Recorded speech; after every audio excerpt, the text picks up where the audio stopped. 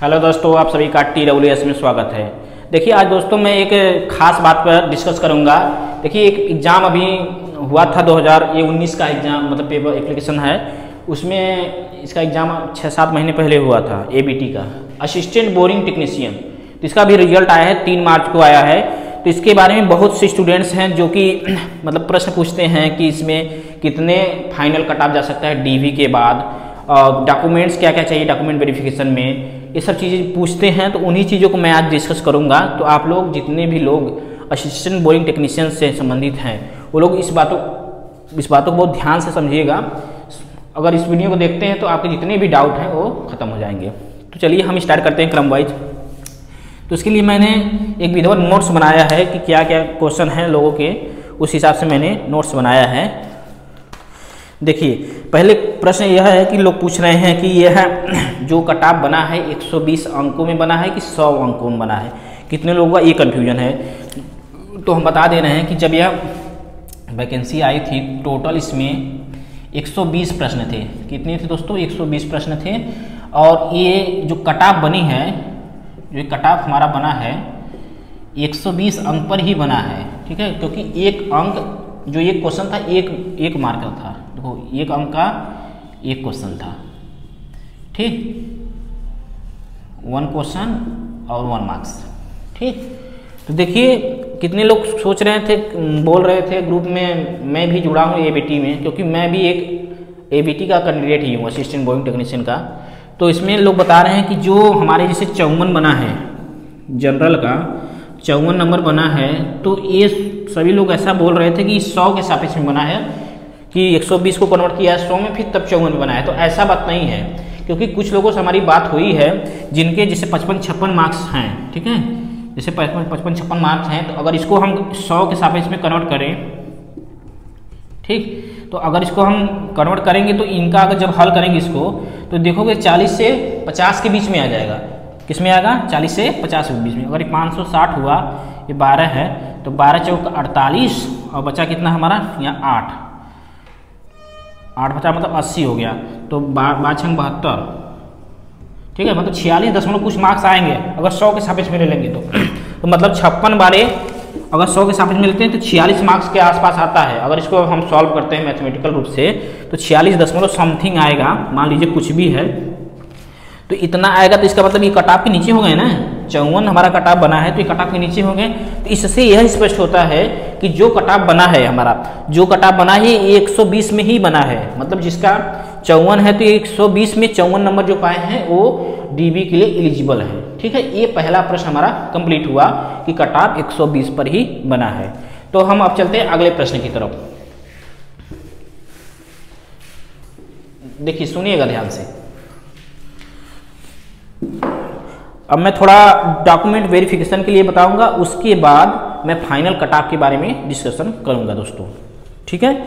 देखिए document verification,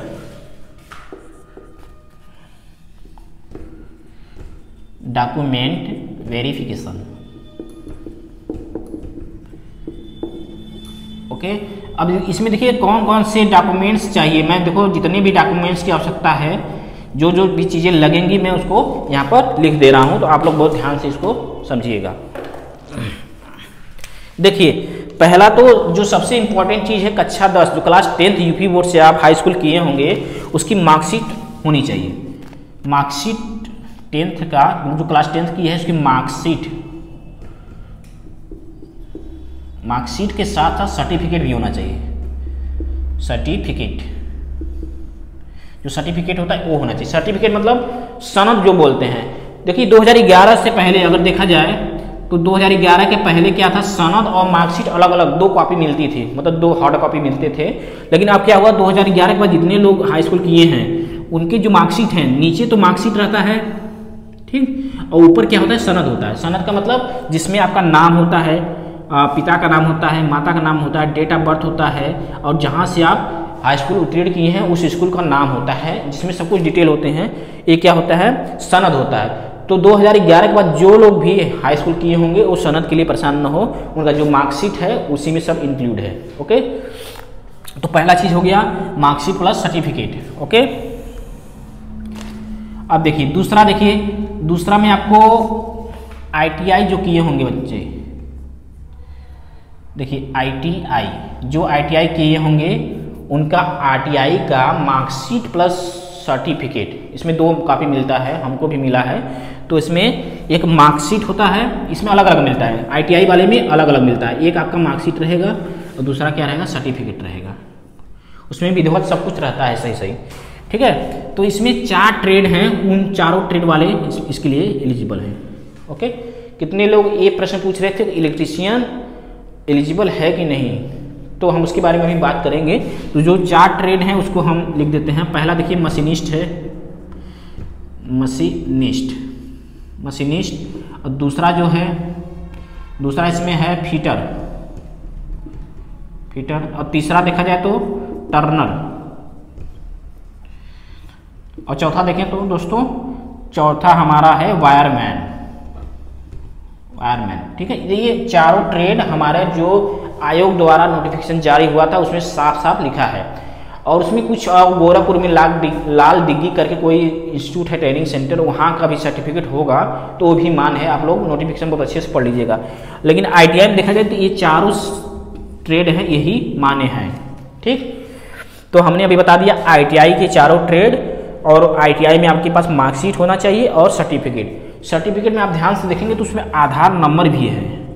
आधार number और नाम आपके सब सही होने चाहिए अच्छे से। अब देखिए ये 2 चीज़ बता दिया। तीसरा देखिए आपके पास आधार कार्ड होना चाहिए।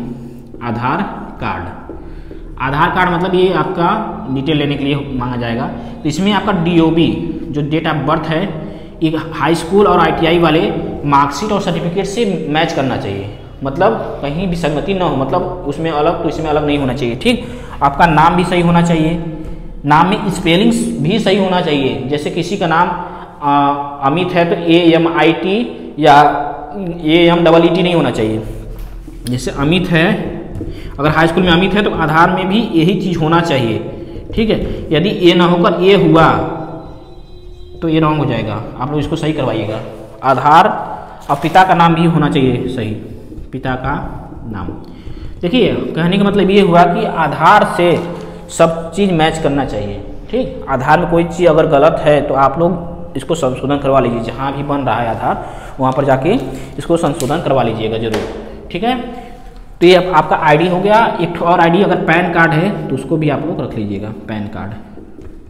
ठीक, अब देखिए 5वां नंबर पे आरक्षण के लिए जो लोग हैं, जाति प्रमाण पत्र उनको चाहिए, जाति और निवास प्रमाण पत्र और चरित्र प्रमाण पत्र। आप जिस इंस्टीट्यूट से ITI किए होंगे चरित्र प्रमाण पत्र भी आवश्यकता होगा। ठीक है, देखिए चरित्र प्रमाण पत्र देखिए नया बनेगा, जब DV के लिए आएगा नोटिफिकेशन तो उसमें सब चीज़ें बारीकी लिखे होंगी। अब पहले ये सब चीज़ें आप लोग सही करवाइएगा जो मैं देखो अभी बताया हूँ। तो इसमें जाति निवास इसको अप्लाई कर दीजिए, हो सकता है कब आ जाए नोटिफिकेशन। देखिए जाति निवास और जाति प्रमाण पत्र ये आप लोग सही कर लीजिएगा, बनवा लीजिएगा। देखिए फ़ोटो आपको लगेगा 15 से 20 फ़ोटो आप बनवा लीजिएगा, क्योंकि कई फॉर्म होते हैं। जब जाएंगे आयोग में तो कई जगह फॉर्म अप्लाई करवाए जाते हैं, तो 15 से 20 फ़ोटो यदि आप बनवा लेते हैं तो आपको कोई समस्या नहीं होगी। अधिक रहेगा तो कोई दिक्कत नहीं, आप अपने पास ही रखे रहेंगे। तो इतनी चीज़ें आपके पास होनी चाहिए स्टार्टिंग में, और इसके बाद नोटिफिकेशन आएगा तो जो चीज़ें और मेंशन होंगी उसको बनवा लिया जाएगा। देखिए तो मैंने पहला अंक वाला बता दिया, दूसरा आपकी DB में क्या क्या चाहिए और कौन कौन से ट्रेड होंगे इसके लिए हमने बता दिया जो नोटिफिकेशन में है। इलेक्ट्रीशियन वाले कुछ दोस्त हैं जो बोल रहे हैं कि इलेक्ट्रीशियन एलिजिबल है, तो अब यदि इसमें नोटिफिकेशन में तो नहीं दिया है इलेक्ट्रीशियन, यदि आपको लगता है कि एलिजिबल है तो आप लोग आयोग में जाइएगा, वहाँ पर कराइएगा, तो आयोग आपका वो डिसीजन लेगा फाइनल जो होगा। वैसे हमारे हिसाब से इलेक्ट्रीशियन नहीं है, तो आप लोग उसको समझ के ही DB कराइएगा, देख लीजिएगा। अब देखिए हम चलते हैं, देखिए कटाप की तरफ चलते हैं। अब इसको मिटाते हैं।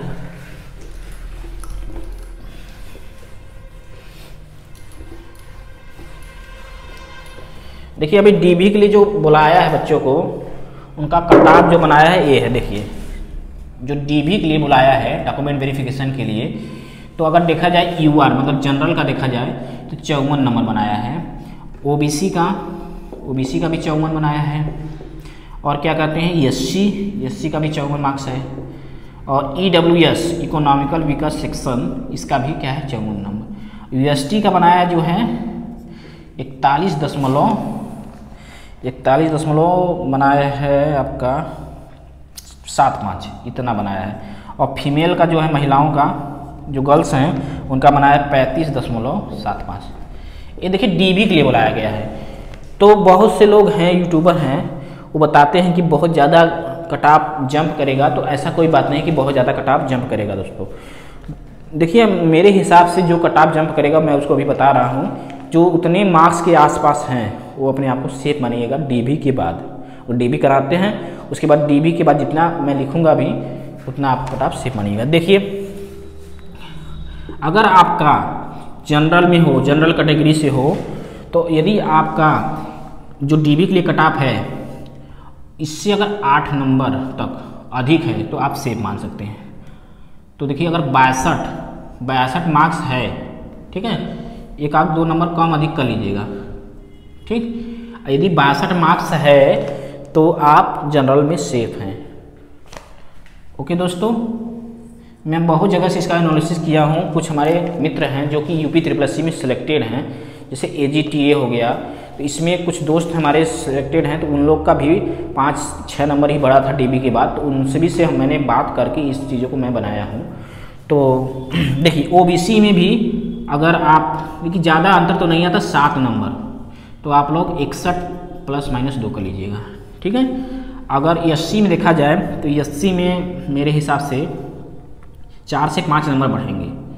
तो अगर 60 के आसपास जो है 58, देखिए 58 ±2, ठीक है, जो है एससी में है वो अपने आप को डीबी के बाद सेफ मानिएगा।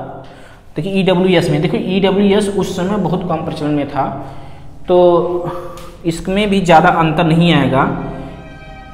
इसका देखिए अनुमान नहीं लगा जा सकता क्योंकि ये अभी नया नया है, तो इसका अनुमान अभी कम लगा सकते हैं। वैसे भी अगर देखा जाए तो इसमें 2-3 नंबर कम अधिक हो सकते हैं। मतलब इसमें अगर इसमें भी 58 के आसपास मान लिया जाए है कम अधिक, तो 2 नंबर का वेरिएशन रहेगा।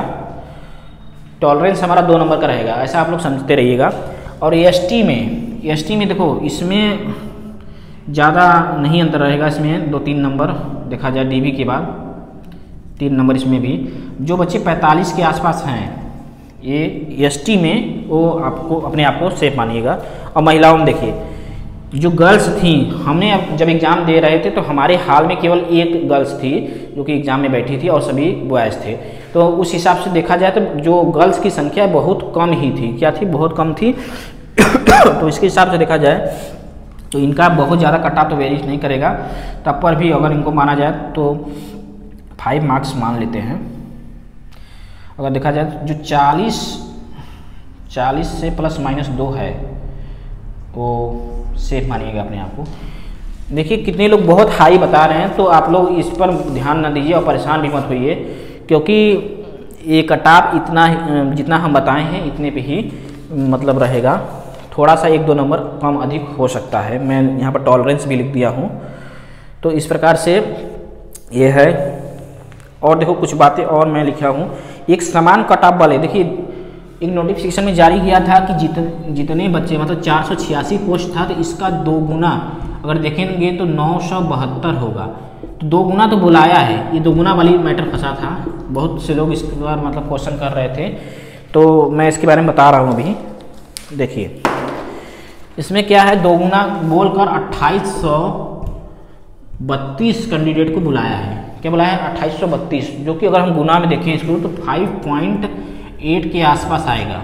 ठीक है, मतलब 6 गुना के आसपास लोग बुलाए गए हैं कैंडिडेट, मतलब डॉक्यूमेंट वेरिफिकेशन के लिए। तो इससे बहुत लोग परेशान हैं कि 2 गुना लिखकर इतना काहे बुला लिया।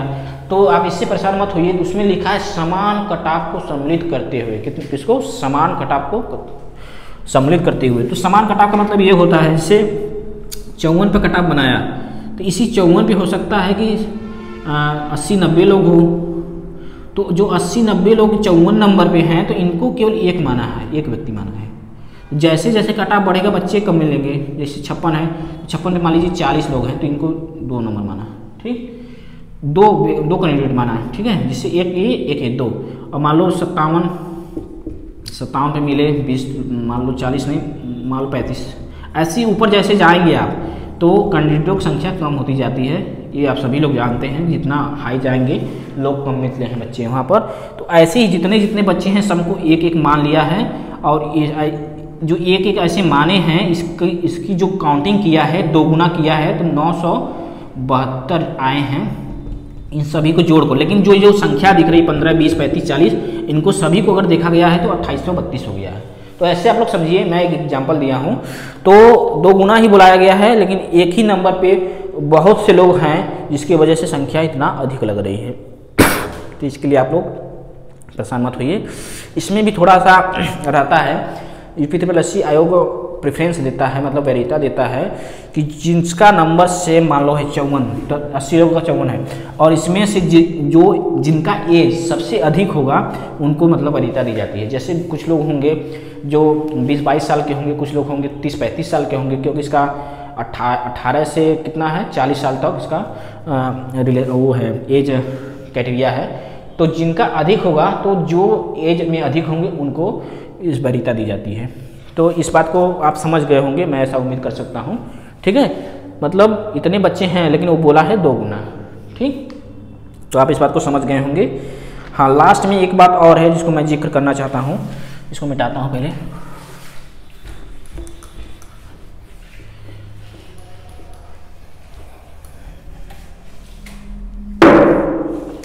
देखिए, इसमें कुछ लोग पूछ रहे थे, मैं ग्रुप में जुड़ा हूँ टेलीग्राम से और व्हाट्सएप ग्रुप से भी, एबीटी सिलेक्टेड कैंडिडेट जो हैं उसमें मैं जुड़ा हूँ। तो बहुत से क्वेश्चन ये आ रहे थे, जिस लोगों के पास एप्लीकेशन फॉर्म नहीं है वो क्या करेंगे। देखिए, एप्लीकेशन फॉर्म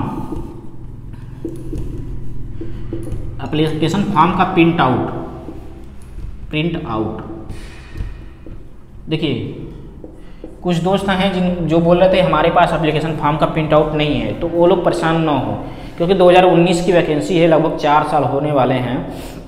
तो ज़्यादा सी बात है, कुछ लोग हो गए होंगे, तो इसकी आवश्यकता उतना नहीं पड़ती है। यदि आवश्यकता पड़ेगी भी तो आयोग इसके लिए पोर्टल खोलेगा। हमारा जो एबीटी का पोर्टल रहेगा उस समय डीवी के लिए आयोग उसके लिए अपना पोर्टल खोलेगा, क्योंकि ऐसा हुआ था उसमें यूपीएसआई में, उत्तर प्रदेश दरोगा का जो भर्ती था उसमें हमारे एक मित्र हुए हैं, इसी चैनल पे पढ़ाते भी हैं।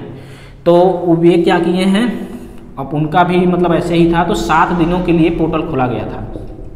तो वहाँ से सभी लोग आप लोग प्रिंट आउट अपना निकाल लीजिएगा, ठीक है। तो और एक बात और है, तो कुछ लोग कह रहे थे एडमिट कार्ड भी होना जरूरी है, जो आप एग्ज़ाम दिए थे वहाँ पर जाकर वो ये एडमिट कार्ड होना चाहिए। तो एडमिट कार्ड के हमारे हिसाब से आवश्यकता नहीं पड़ती है, वैसे अगर जिसके पास होगा वो अपना रख लेगा, ठीक है, वैसी आवश्यकता तो नहीं पड़ती है, ठीक। तो एडमिट कार्ड जरूरी नहीं है, ओके, ये जरूरी नहीं है, ठीक है, इसकी आवश्यकता नहीं है। तो इस हिसाब से जितने भी प्रश्न हैं सब खत्म हो गए। देखिए, ओके, मैं सबका कट ऑफ मेंशन कर दिया हूँ।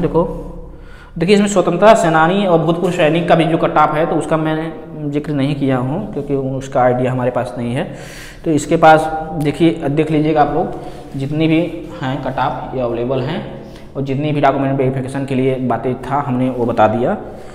ओके दोस्तों, तो मैं आज के लिए इतना ही, थैंक यू।